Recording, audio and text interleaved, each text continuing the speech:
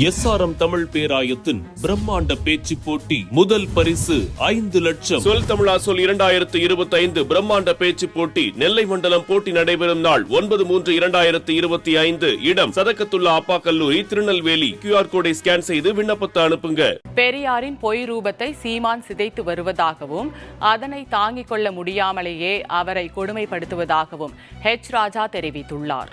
தஞ்சாவூரில் செய்தியாளர்களிடம் பேசிய பாஜக மூத்த தலைவர் H. ராஜா, திராவிடர்கள் தாக்கத்தை தமிழ்நாட்டிலிருந்து அடித்து விரட்டாமல் பள்ளிக்கூடங்களில் நடக்கின்ற பாலியல் வன்கொடுமையை நிறுத்த முடியாது என காட்டமாக கூறினார். மேலும் மு.க. ஸ்டாலின் குடும்பத்தால் தான் தமிழ் மொழிக்கு ஆபத்து என H. ராஜா தெரிவித்தார்.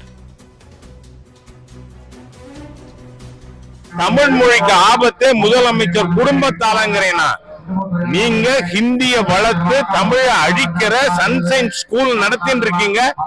முதல்ல மாண்பும் முதல்வருக்கு தமிழ் பற்று எள்ளுமுனை அளவேனும் இருக்குமானால் அந்த சன்ஷைன் பள்ளிக்கூடத்தை மூடு சொல்லல, உங்க தகப்பனார் கொண்டு வந்த சமச்சீர் கல்வி கூடமா மாத்துங்க.